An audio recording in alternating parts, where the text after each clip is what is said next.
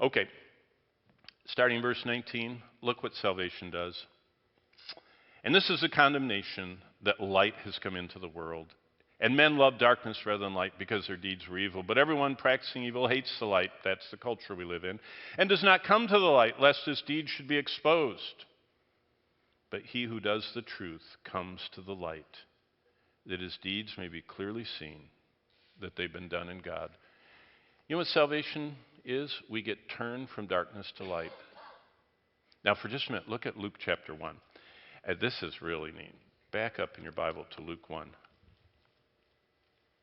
Oh, I heard 2 pages. Okay. Here we go. Luke 1 and verse 79. This is God's description of Christ's coming. It actually starts in verse 78. Through the tender mercy of our God, with which the dayspring, the sunrise from on high, is visited. God calls Jesus the sunrise, the dayspring.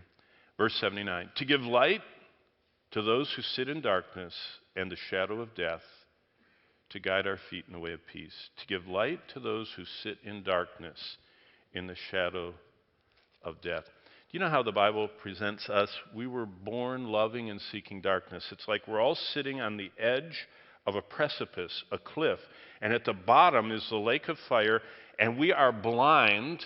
We're in the dark, so even if we could see, it was still dark, and we're sitting right on the edge and close to toppling over into destruction eternally.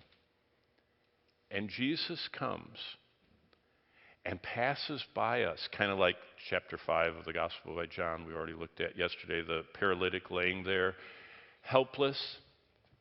And Jesus stops and leans over his bed and said, do you like laying here? Do you want to get up?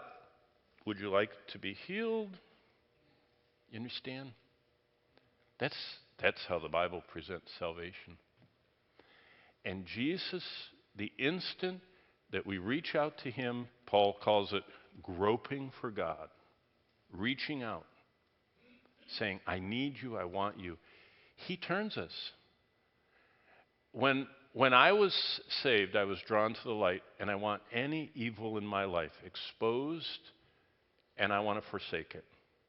That's what Paul said. I already quoted Acts 26:18, to open their eyes, to turn them from darkness to light. That's what salvation is. We get turned from darkness to light. We become light lovers. We don't want to, and we get as far away from the edge of the cliff as possible. I mean, we're going along the edge trying to lead other people to the Lord, but we don't like the dark and the whole scene. Okay, look at John's testimony, starting in verse 22. After these things, Jesus and his disciples came, John 3:22, to the land of Judea, and there he remained with them and baptized. And John also was baptizing at Aenon near Salem. For John, verse 24, hadn't been yet thrown into prison, and there was a dispute. And look at verse 27. And John answered and said, a man can receive nothing unless it has been given him from heaven. All ministry comes from God. John taught that it was God who gives, who calls, and blesses ministry. I meet people all the time. They wish they had somebody else's ministry. Remember, I was a pastor for years. Still am a pastor, but I was vocationally a pastor for years.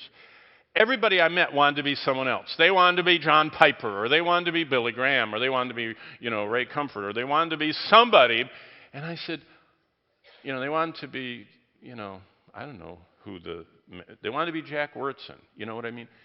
I said, why don't you just be you? God called and gifted and created you, as Ephesians 2 says, unto good works that he designed, and he is doing everything he can to do that through you, and you want to be someone else? There's something only you can do. That's why these 52 Greatest Chapter Bible studies are springing up all over. One of the greatest things, every morning I get up and wash my face, but I don't get any of that water from Sarasota County in my nose. Have any of you read that? Yeah, the brain-eating amoeba that's in Fort Myers. How many of you know about that? Okay, don't wash your face and splash it in your nose. But I'm ready to go to heaven, so I splashed anyway this morning. I said, if it's time, I'm ready. But then I go to my computer, pop it open, and I read, like I just read, They said, I live in the island, Ireland, southern Ireland, the Roman Catholic part. And they said, and I found the 52 greatest chapters. And you said, just start sharing what you're doing with someone else. And at work, I shared that I was learning all this stuff about God. And they said, man, I've gone to Catholic church my whole life and never learned anything about God personally. How do you do it? And they said, well, come over and we'll have coffee. And they led them to the Lord. And then they had 2 in their Bible study. And then both of them went to work and started telling people what they were learning. You see, they weren't called to leave Southern Ireland and do something. They were called by God to do what only they could do. There's only their job and their people they know and their way of sharing the gospel. All ministry comes from God. And as long as you're living and breathing, check in with Him. By the way, in my little room, it was totally dark. I slipped out of bed. As soon as my feet hit those beautiful tile floors they have in the rooms that the speakers stay in, I paused and I said, Lord, I can't believe you gave me another day to live. I'm checking in. What do you want me to do? Is that how you started your morning? That's how we're all supposed to start our morning. Check in. I want to serve you all of my days. Okay,